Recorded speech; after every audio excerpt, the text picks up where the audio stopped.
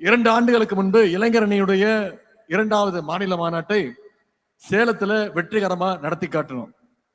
அந்த மாநாட்டுடைய வெற்றி, அதன் பிறகு வந்த 2024 நாடாளுமன்ற தேர்தலில் நமக்கு மிகப்பெரிய வெற்றியை தமிழ்நாட்டு மக்கள் கொடுத்தாங்க. இங்கே திரண்டிருக்கக்கூடிய இந்த லட்சக்கணக்கான நிர்வாகிகள், இளைஞரணி நிர்வாகிகளை பார்க்கும்பொழுது வருகின்ற 2026 சட்டமன்ற தேர்தலையும் அதே வெற்றியை நீங்க நிச்சயம் நம்முடைய தலைவருக்கு கொடுப்பீங்க அப்படின்ற அந்த நம்பிக்கை எனக்கு நிச்சயம் இருக்கு. அதற்கு அந்த வெற்றிக்கு இந்த நிர்வாகிகள் சந்திப்பு மிக மிக முக்கியமான ஒரு காரணமாக நிச்சயம் அமையும். இன்னைக்கு பல கட்சிகள், இயக்கங்கள் உறுப்பினர்கள் சேர்க்கவே தடுமாறிட்டு இருக்கும் பொழுது இன்னைக்கு திராவிட முன்னேற்ற கழகத்துடைய நம்ம இளைஞரணி ஒவ்வொரு பூத் வரைக்கும் நிர்வாகிகளை நியமனம் பண்ணியிருக்கிறோம். அந்த வகையில இன்னைக்கு 91 சட்டமன்ற தொகுதிகளுக்குள்ள மாவட்டம், மாநகரம், ஒன்றியம், நகரம் முதல் பாகம் வரை பூத் வரைக்கும் அமைப்பாளர், துணை அமைப்பாளர்னு 1,30,000 நிர்வாகிகள் இந்த கூட்டத்திற்கு, இந்த சந்திப்புக்கு நீங்க வருகை இருந்திருக்கீங்க. இந்த சந்திப்புக்கு முதல்ல அனுமதி வழங்கிய நம்முடைய கழக தலைவர் அவருக்கு முதல்ல இளைஞரணியின் சார்பாக என்னுடைய நன்றியை தெரிவித்துக் கொள்கின்றேன். அதேபோல கழகத்துடைய பொதுச் செயலாளருக்கும் முதன்மை செயலாளருக்கும் வந்திருக்கக்கூடிய அனைத்து துணை பொதுச் செயலாளர்களுக்கும் இந்த சந்திப்பை இவ்வளவு சிறப்பாக ஏற்பாடு செய்திருக்கக்கூடிய உங்களுடைய மாவட்ட அமைச்சர், மாவட்ட கழக செயலாளர் அண்ணன் ஏவா வேலு அவர்களுக்கும் இளைஞரணியின் சார்பாக என்னுடைய நன்றியை நான் தெரிவித்துக் கொள்கின்றேன். அது மட்டுமல்ல, இந்த சந்திப்பை சாத்தியப்படுத்திய அனைத்து மாவட்ட அமைச்சர்கள், மாவட்ட பொறுப்பு அமைச்சர்கள், மாவட்ட, ஒன்றிய, நகர, பேரூர் கிளைக்கழக செயலாளர்கள், இளைஞரணியினுடைய மாநில துணை செயலாளர்கள், அனைத்து மாவட்ட அமைப்பாளர்கள், துணை அமைப்பாளர்கள், உங்க அத்தனை பேருக்கும் இந்த நேரத்தினுடைய நன்றியை நான் தெரிவிச்சிருக்கேன். வந்திருக்கக்கூடிய அனைத்து இளைஞரணி தம்பிமார்களையும் சகோதரர்களையும் இளைஞரணி செயலாளரா உங்க அத்தனை பேரையும் வருக வருக என வரவேற்கிறேன். என்னுடைய நன்றியும் நான் தெரிவித்துக் கொள்கின்றேன். திருவண்ணாமலையில மலை இருக்குன்னு எல்லாருக்குமே தெரியும். ஆனா மலை மட்டும் இல்ல, இங்க திருவண்ணாமலையில கடலும் இருக்கின்ற அளவுக்கு இங்க கடல் போல கூடி இருக்கக்கூடிய என்னுடைய இளைஞரணி தம்பிமார்கள் உங்க அத்தனை பேருக்கும் என்னுடைய நன்றியை நான் தெரிவித்துக் கொள்கின்றேன். இங்க நின்ற தேர்தல்லாம் வென்ற தலைவர் கலைஞர். அவர் வழியில இன்னைக்கு தான் தலைவராக பொறுப்பேற்ற பிறகு இந்த இயக்கம் சந்தித்த அனைத்து தேர்தலையும் வெற்றியை மட்டுமே கொடுத்திருக்கக்கூடிய நம்முடைய கழக தலைவர் அவர்கள் இங்கே பெருமையோடு பூரிப்போடு உட்கார்ந்திருக்கிறார். சேலம் இளைஞரணி மாநாட்டில் தலைவர் பேசும்போது குறிப்பிட்டு பேசினார், வாழ்த்து பேசினார். என்ன சொன்னாரு? நான் கழக தலைவராக மட்டும் உங்களை வாழ்த்தவில்லை, உங்களுடைய தந்தையாக நான் வாழ்த்துறேன் அப்படின்னு தலைவர் சொன்னார். ஏன்னா உதயநிதி மட்டும் என்னோட பிள்ளை கிடையாது, என்னுடைய வாரிசு கிடையாது, இங்க கூடியிருக்கக்கூடிய லட்சோப லட்ச இளைஞர்களும் என்னுடைய வாரிசு, என்னுடைய கொள்கை வாரிசு அப்படின்னு தலைவர் அவர்கள் நம்மளை பாராட்டினார். அப்படிப்பட்ட கொள்கை வாரிசுகளாக நாம இங்க எழுச்சியோடு கூடியிருக்கின்றோம். இன்னைக்கு மாநாடுன்னா பல கட்சிகள்ல ஆயிரக்கணக்கில் கூட இல்ல, 100 கணக்கில் இளைஞர்களை திரட்டுறது அவ்வளவு பெரிய விஷயம், சாதாரண விஷயம் கிடையாது. ஆனா நம்முடைய கழகத்துல மட்டும்தான் இளைஞரணி நிர்வாகிகளையே கிட்டத்தட்ட ஒரு மாநாடு போல நாம இங்க கூட்டியிருக்கிறோம். இந்தியாவிலேயே வேற எந்த இயக்கமும் செய்யாத சாதனையை நாம செஞ்சு காட்டியிருக்கின்றோம். இது ஏதோ கணக்கு காட்டுவதற்காக கூட்டப்பட்ட கூட்டம் கிடையாது.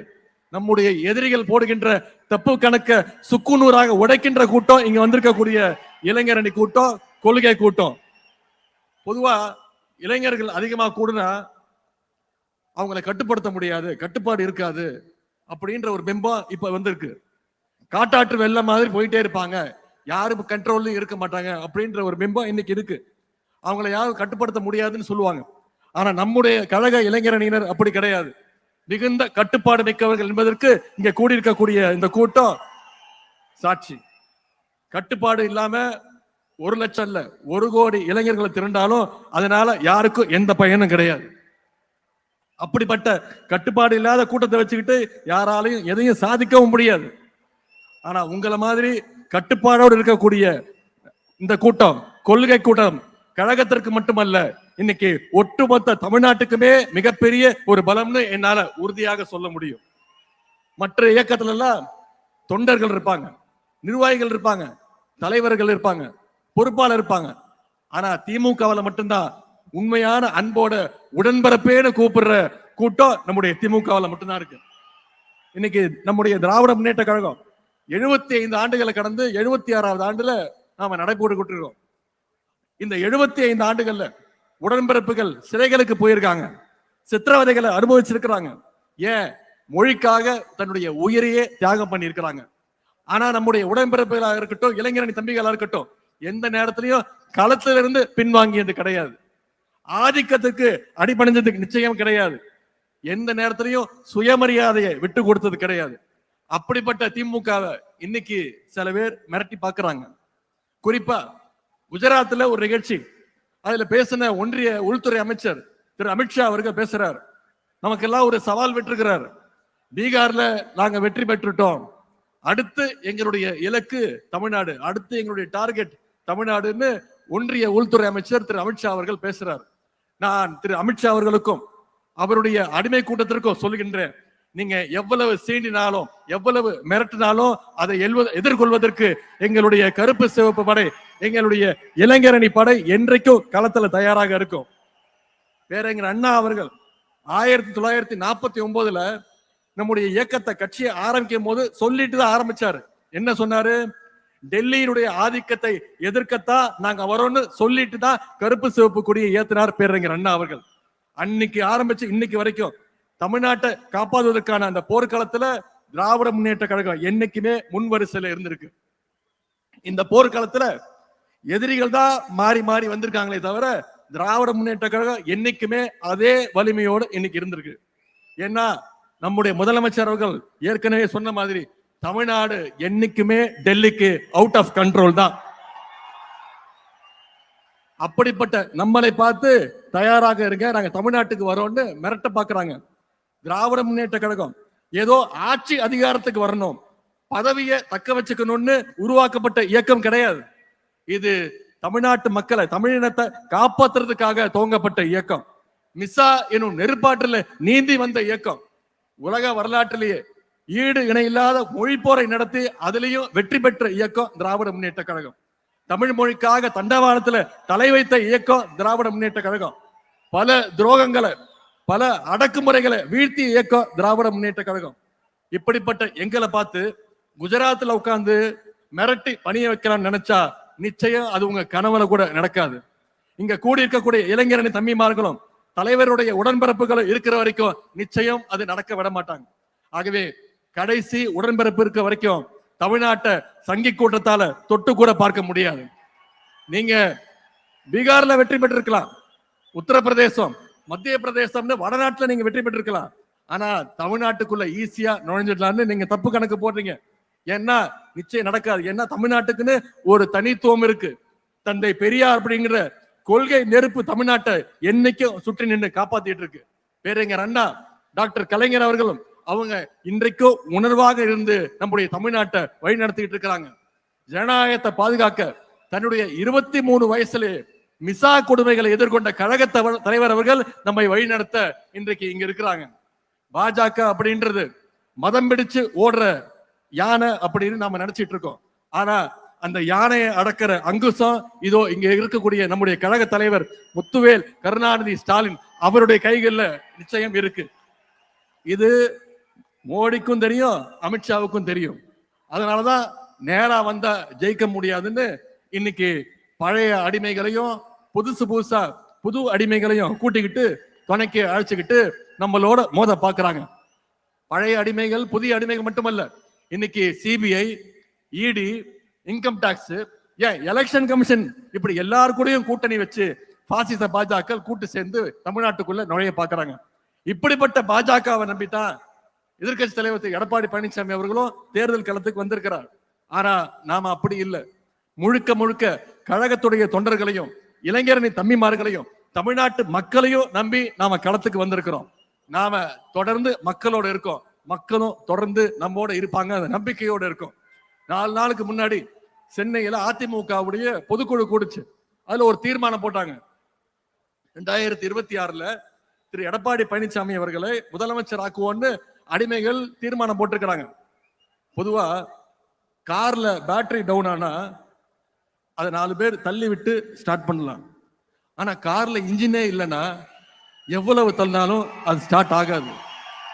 இன்ஜின் இல்லாத கார் தான் இருக்கக்கூடிய அண்ணா திராவிட முன்னேற்ற கழகம். இப்போ பாஜக அப்படின்ற லாரி அந்த இன்ஜின் இல்லாத காரை எப்படியாவது கட்டி இழுத்துட்டு போக பாக்குது.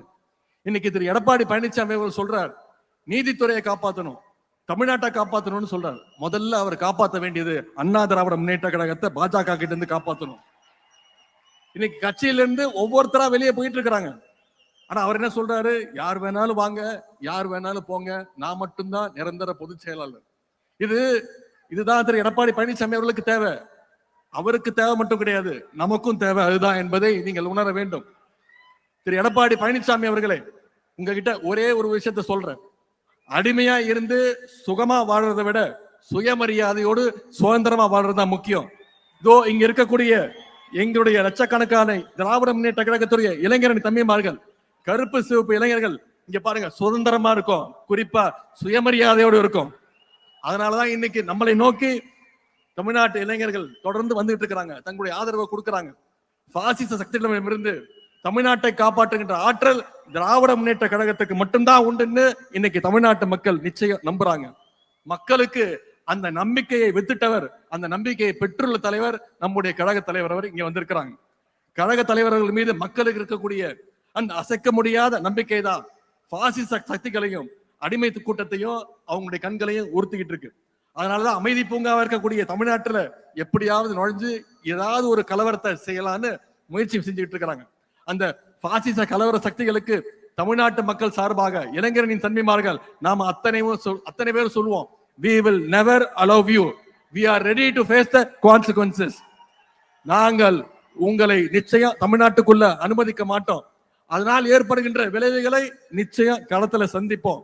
தமிழ்நாட்டில் நடந்து வருகின்ற ஆட்சி சமூக நீதியை, சமத்துவத்தை, மதச்சார்பினையை, பெண்ணுரிமையை காக்கின்ற ஒரு ஆட்சி. இப்படிப்பட்ட நம்முடைய கழக ஆட்சியை மீண்டும் கொண்டு வர வேண்டியது நம்முடைய பொறுப்பு, குறிப்பா இளைஞரணி தம்பிமார்களுடைய கடமை. இங்க வந்திருக்கக்கூடிய இளைஞரணி நிர்வாகிகளுக்கு அந்த கடமை அதிகமாக இருக்கின்றது. இந்த நேரத்துல தலைவர் அவர்களுக்கும் கழகத்துடைய பொதுச் செயலாளர்களுக்கும் ஒரு அன்பான இளைஞர்களின் சார்பாக ஒரு அன்பான வேண்டுகோள். நிச்சயம் வர இருக்கின்ற சட்டமன்ற தேர்தலில் எங்களுடைய இளைஞர்களுக்கு நீங்க போட்டியிட அதிகமாக வாய்ப்பை தர வேண்டும். இளைஞர்களுக்கு கொடுக்க வேண்டும், இளைஞரணிக்கு தான் கொடுக்கணும்னு சொல்லுவேன், இளைஞர்களுக்கு கொடுக்க வேண்டும் கோரிக்கை வைக்கிறேன். இளைஞரணி சார்பாக என்னென்ன பணிகள்லாம் செஞ்சிருக்கோம்னு நம்முடைய துணை பொதுச் செயலாளர் ஆர் ஆசா அவர்கள் இங்க பேசினாங்க. இவ்வளவு நாளா நாம என்ன செஞ்சோம் அப்படிங்கிறது எவ்வளவு முக்கியமோ அதே மாதிரி இனிமே என்ன செய்ய போறோங்கிறதும் மிக மிக முக்கியம். அப்படி நமக்கு முன்னாடி இருக்கக்கூடிய முதல் பணி, அடுத்த முக்கியமான பணி தான் 2026 சட்டமன்ற தேர்தல் பணி. அடுத்து வர்ற 4 மாதங்களுக்கு நாம அதை நோக்கி பயணம் செய்யணும். களத்துல கடுமையா உழைக்கணும். அடுத்த தலைமுறை இளைஞர்களை சந்திச்சு பேச வேண்டும். உங்களுடைய நண்பர்களை சந்திச்சு பேசணும். அவங்களுக்கு அரசியல் பத்தின புரிதல் வரணும். யார் வேணாலும் இடையில வரட்டும் போகட்டும், அதை பத்தி நமக்கு கவலை வேண்டாம். வானவில் பார்க்கறதுக்கு ரொம்ப அழகா இருக்கும், கலர் கலரா இருக்கும், அதை பார்க்கறதுக்கு மக்கள் கூடுவாங்க. ஆனா அது நிச்சயம் நிரந்தரம் கிடையாது. உதயசூரியன் மட்டும்தான் நிரந்தரம். உதயசூரியன் தான் மக்களுக்கான வெளிச்சத்தை தரும். ஆகவே நம்முடைய கழகத்துடைய வரலாறு, நம்முடைய ஆட்சியுடைய சாதனைகளை, தலைவருடைய வரலாறு, பெருமைகளை மக்கள்கிட்ட எடுத்து சொல்லுங்க. உங்க தெருவில் இருக்கக்கூடிய 10-20 இளைஞர்களை நீங்க உங்க கண்ட்ரோல் எடுத்துட்டு வாங்க. நீங்க சொன்னா கேட்கிற மாதிரி இருக்கணும். 10 வீட்டுக்கு 20 வீட்டுக்கு நான் பொறுப்பு, இந்த தெருவில் இருக்கிற வாக்குகளுக்கு நான் பொறுப்புன்னு அந்த டார்கெட்டை பிக்ஸ் பண்ணி இளைஞரணி தம்பிமார்கள் வேலை செய்யணும். எல்லாரு கூடவும் நெருங்கி பழகணும், மக்களோட மக்களா பழகணும். அவங்களுக்கு தேவையானதை செஞ்சு கொடுங்க. தமிழ்நாட்டுல எந்த வீட்டை எடுத்துக்கிட்டாலும் நம்முடைய திராவிட மாடல் அரசுடைய திட்டங்கள் நிச்சயம் அந்த வீட்டுல ஒரு பயனாளியாவது நிச்சயம் இருப்பான். அதை மக்கள்கிட்ட தொடர்ந்து ஞாபகப்படுத்துங்க. திட்டங்களை எடுத்து பேசுங்க. மக்களை சந்திச்சு மக்களோட மக்களா பழகுங்க. அவங்களுடைய நம்பிக்கையை பெறுங்க. இந்த பணியெல்லாம் நாம சரியா செஞ்சா நிச்சயம் நம்முடைய கழகம் 7வது முறையாக ஆட்சி அமைக்க போவது உறுதி. நம்முடைய கழக தலைவர் அவர்கள் தொடர்ந்து 2வது முறையாக முதலமைச்சர் நாற்காலில் உட்கார போவது உறுதி. நாம பெறப்போகிற வெற்றி சாதாரண வெற்றியாக இருக்கக்கூடாது. 70,000 பூத்துலையும் நிச்சயம் உதயசூரியன் வெற்றி பெற்றாக வேண்டும். 70,000 பூத்துலையும் மிகப்பெரிய வாக்கு வித்தியாசத்துல வெற்றி பெற வேண்டும். நம்முடைய தோழமை கட்சியுடைய வெற்றி உறுதி செய்யணும். அதற்கு இந்த இளைஞரணி வடக்கு மண்டல நிர்வாகிகள் சந்திப்பு நிச்சயம் ஒரு அடித்தளமா இருக்கும்னு நம்புறேன். இங்க வந்திருக்கக்கூடிய இளைஞரணி தம்பிமார்கள், நீங்கள் திரும்பி போகும்போது ஒவ்வொரு இளைஞரணி நிர்வாகியும் அந்த உறுதியோட அந்த நம்பிக்கையோட நீங்க சொல்லணும். திருவண்ணாமலையில கூடினோம், டிக்கெட்டும் இதனால தமிழ்நாட்டுல வென்றோம் அப்படின்னு நாளைய வரலாறு சொல்லணும். இந்த நேரத்துல இறுதியா ஒரே ஒரு விஷயத்தை தலைவர்கிட்ட சொல்ல விரும்புகின்றேன். இளைஞரணி தம்பிமார்களுக்கு நினைவுபடுத்த விரும்புகின்றேன். 2ஆம் உலகப் போர் சமயத்துல ஜெர்மனியோட படையெடுப்பை தாக்கு பிடிக்க முடியாம எதிரில இருந்த எல்லா நாடுகளும் ஜெர்மனி கிட்ட போய் சரண்டர் ஆயிட்டாங்க. ஆனா அப்படிப்பட்ட ஜெர்மனியவே எதிர்த்து நின்னது ஒரே ஒரு ரஷ்ய நகரம். அந்த நகரம் தான் தோற்கடிச்சது.